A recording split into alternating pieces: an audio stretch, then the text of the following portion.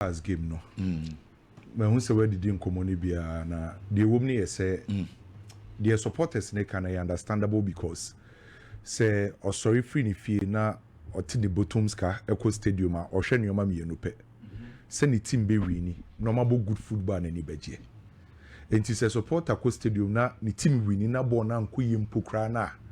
eya na onani anigye no embe wie peye. By we wini na wasabo good football ya na anigye no ho. So House of Folk supporters are na kenenra na omo complain no omo di fata say omo complain because na House of Folk performance na the best by the 3 maximum points na omo jeye. By Ken baby e hia pa na ye say o ye House of Folk supporter e wo so oti ase say team na wo House of Folk say no enye team o ye si aka hom betima dominate game abobo efesa o e ya na adaptation no Ken ebi wo ho a ne de ba ntem obi wo so so a enya eche kakra hwe enu team a House of Folk yusu ye na achire ho na Ali Mohammed ana opon afrane a new player ana old player baako amankwa be fi ana obo right back oye winger ana ya convert no onye specialist e wo sa rule afi na alter sa rule na se Ransford Mensah na obo left back no oye young guy last season no kofa na afi na opeso establishing no so no the back four of House of Folk no enya back four beka say onwa ball mu ho omotu omo ho ase bebre e be take time in miensa enu akodidi drama ni boy obo Rafa Mponsa oye old player with House of Folk Abrante friend say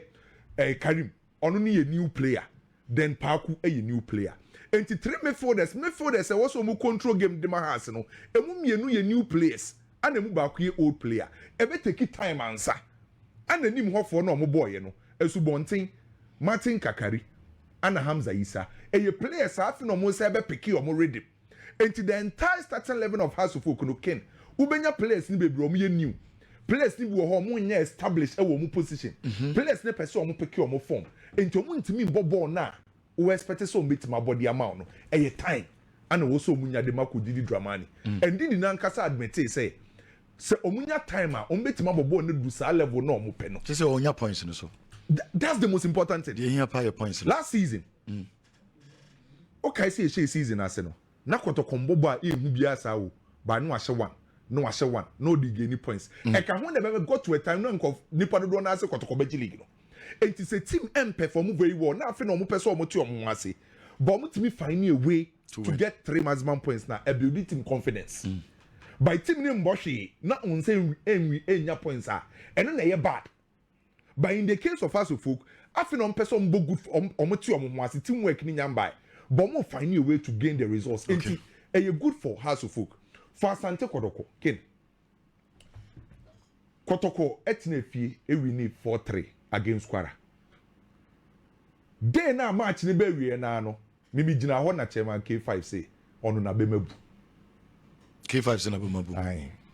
K5 supporters ni be bre na abu fu. Na bambu ntem. And what's what na say because sa Kotoko kwa away. Na okobo match no lose 4-3 Kotoko support o te Ghana e wo gidi so ba be qualify. Ba be qualify. And say off lepo kwen na e the same thing. Obi Kwara na bia ni so betima qualify because what's 3 away goals no correct after the game na me ne one of our officials ni di nkomo Kwara for no ka chere me say o man susu da so mba betima be she 3 wa ha yes o so man susu da o mo ye mo agen say o mbe pedro o mbe lusu kra na enkonkoye margin so by 3 goals o man susu da they share supporters in here o mo take 4-2 lead no yeah as a kaba ko na bete e man be 4-3 and how mo by Ken say Kotoko betima qualifier the first thing is mentality say Kotoko mentality team ne mentality e weaker e ba affect you but sa on say the entina Dreams FC betima ko Egypt and Zamalek akwa draw Zamalek ba Kumasi no ogidi so ba be qualify e mentality Kotoko betima akwa akohia Kadiogo oba akohia Kadiogo awe Kadiogo for ba no so ba qualify e mentality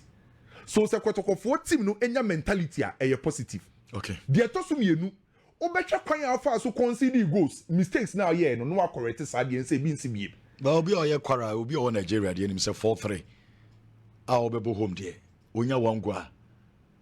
na yes wa close ade na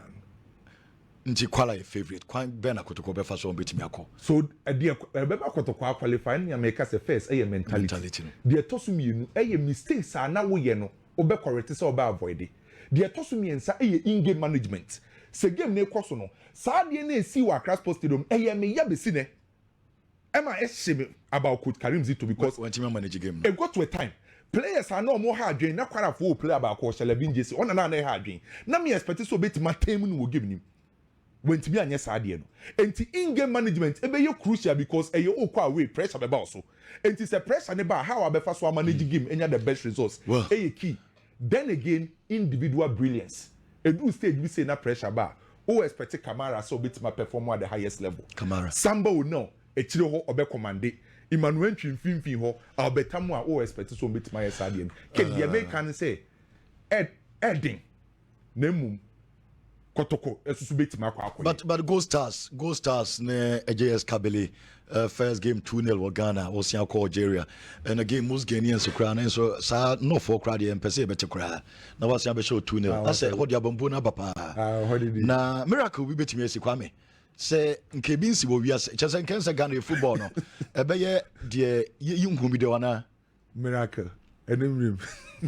nke se bia yemfa no say ya qualify Gold Stars akwhye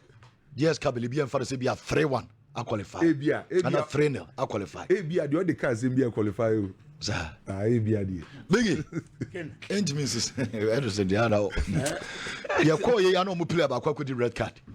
yeah can say no mo di red card ba JSK red card JSK di red card yeah can say no ba kwa say ko di red for attempt no so di red card now against 11 some maybe I am football assembly kana Biggy na coach ni swedio we atem na Biggy Engineers send na Kwame kind ebia the other cars in be qualify mama mo ebia baako omo use unqualified player then the other boss are fine the near the funny say Gold Stars are qualified Oma manage game in Ghana 2-0 there e Ghana ya be show 2-0 Krumba na okwa Algeria there Edding extremely difficult omo de ndodo ko manage here but just that the quality no who is the quality no I mean come on one of the coaches are defensively omunim say na sisha na friend Paul Manso but clearly we have born anko for the share na omuyi free simple passes omuyi bibieni for 1-2 passes na your place in Africa ma observe standard you players na touch ball no chedodo omoje ball no ye che wo ball no too much a Ghana problem you move ball fast you move ball in 10 one touch na wasande na touch beam as was here piasu beam as opportunity if that be you share as your own crab because you coaching problem your energy too but one say most of your credit especially me for this ni bebre see dey see boy your ball ha no oje ball no wa pass the amount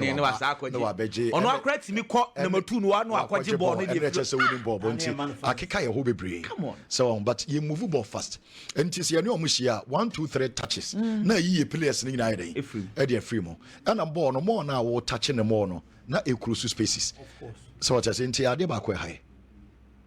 Biggy Ken and a medical can make me feel say a coaching problem yes your coaching problem wo mine because in common I did ni na e coach is na chere until that is the biggest problem I want for baby any Gold Stars there just say Nyankopon bam and san antisan bia ba me hu antisan bia beba Ken Kumasi Asante Kotoko maybe GDA e Karim Zito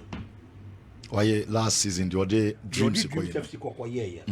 and to our Karim Zito yenyi group stages in film home and away yenyi obi mfrim no emu bia ni wa Karim Zito lucy wa away yenyi okay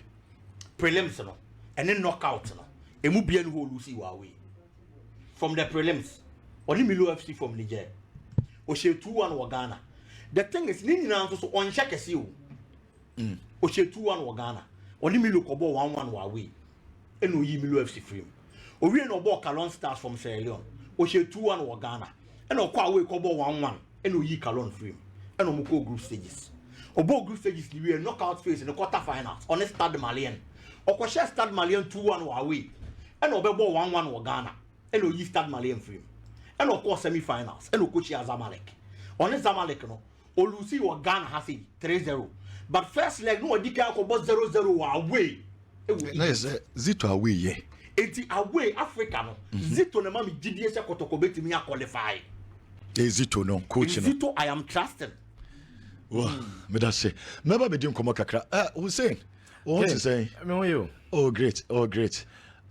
Hussein no Eldilson Hussein Adams Obajuma Brekum Akwaba radio ehona obo adwuma no oye adwuma yero ho oye ade pa oba kuma se na fa na watch e ball no Mont Blanc mama fasha okona ne gold number ke mo so mo boy adwuma serious Oscar bebre to yebo Warren Buffett the oye dey catch the Oscar fa ne me koye wo ya de mo yere mo ho mo yere mo mo na adwuma na bedu ba bi mo na mo be mo yere mo o chese yere ho ankasa yere ho o ye adwuma Ghana for no bebre pe wasempa adwuma no sha ase ya bedu ba bi na ba bi opeso du na wadu me aso me krom brekum enche ba ko besi apio huza ezo ye wad na brekum enche ba ko besi apie yi ba ko fi oba afri brekum aba boys na ye adwuma pa brafo omo ye adwuma wo brafo mo ye adwuma pa se Obama crowd ya politics they say the king Obama wa ye o oba ya na waje kakra say Obama ye papa sports no sika no bank tin what say obi radio station obi radio station na menti yam ko pass mama mini oh wow tena se ano se dabi